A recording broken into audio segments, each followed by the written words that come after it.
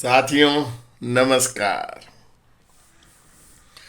वर्तमान लोकसभा का चुनाव बड़े ही तेजाबी, तीखे और तल्ख अंदाज में आरंभ हुआ था और उसका आरंभ किया था इंडी अलायंस के गठन करने वाले स्टालिन के मंत्री ने, मंत्री पुत्र स्टालिन ने।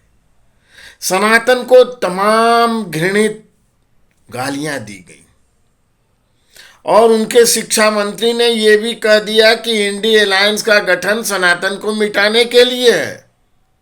और फिर वही क्रम आगे चला। खड़गे के पुत्र प्रियांक खड़गे ने भी स्वीकार किया कि यह सनातन को मिटाने के लिए है, सनातन गाली का पात्र है। और यही चर्चा आगे बढ़ते बढ़ते बिहार में गई। राजद के शिक्षा मंत्री ने भी गालियां दी।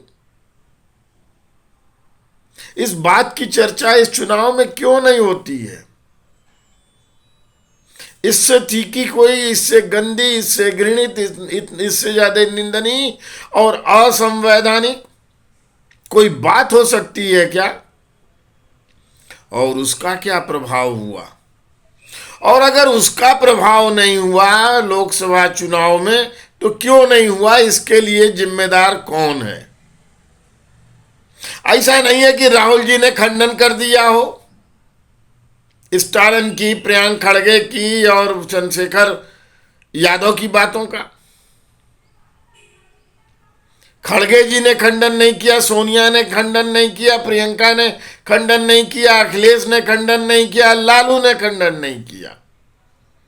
जितने इंडियन अलायंस के छत्रप थे उन्होंने किसी ने खंडन नहीं किया। लेकिन उसका वह प्रभाव क्यों नहीं आया? उसका एक कारण आपको ईमानदारी से आत्मावलोकन करते हुए जरूर देखना चाहिए कि अभी परसों वैष्णो देवी के तीर्थयात्रियों पर हमला होता है। बस ड्राइवर को सिर में गोली मारी जाती है, बस गिर जाती है खाई में। उसके बाद भी उस पे ये जुनून है कि वो फायर करते रहते हैं, बस फायर झोंके रहते हैं खाई में गिरे हुए तीर्थयात्रियों पर। बचने की कोई संभावना न बचे। ये पागलपन है, ये नफरत का स्तर है उन आतंकियों का काफिरों के प्रति। और यह बात पूरे देश की मीडिया में चर्चा में आ गई कि ऐसी घटना हो गई। उसके बाद रात में कहीं कोई भारतवर्ष में किसी कोने में, किसी मोहल्ले में, किसी गली में, किसी गांव में, किसी शहर में निकल के प्रदर्शन किया, विरोध किया क्या? कोई नहीं किया। लेकिन भारत पाकिस्तान का क्रिकेट मैच जो अमेरिका में हो रहा था, जब भारत जीत गया तो 1:30-2 बजे रात लोगों ने निकल निकल के पटाखा बजाया, खुशी का इजहार किया। ठीक है, आप खुशी का इजहार करते हैं, पाकिस्तान पराजित हुआ है, अच्छा लगता है, या भारत जीता है और कठिन मैच था वह जीता है।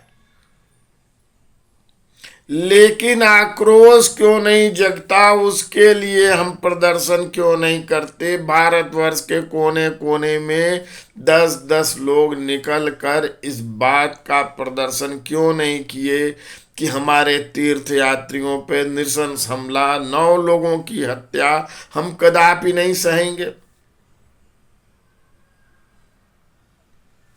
यह एक बड़ा विमर्श है जिसको विचारना है।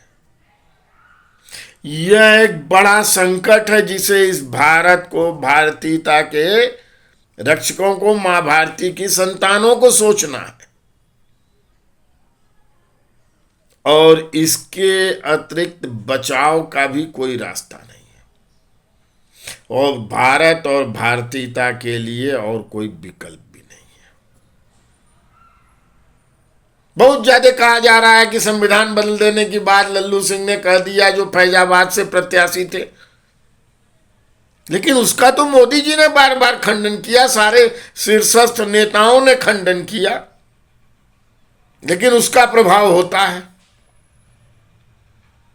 लेकिन सनातन को मिटाने के लिए इंडी अलायंस गढ़ा है, और इसका कोई ऐसा नहीं है कि किसी राष्ट्रीय नेता ने खंडन किया हो। आज तक खंडन नहीं हुआ है, लेकिन उसका प्रभाव नहीं होता है।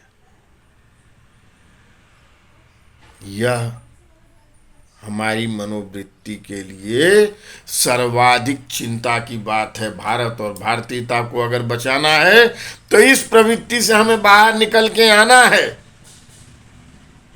हम पर हमला होता है तो कहीं न कहीं प्रतीकात्मक संदेश के रूप में विरोध जरूर दर्ज कराना है। जय मां भारती, जय सनातन।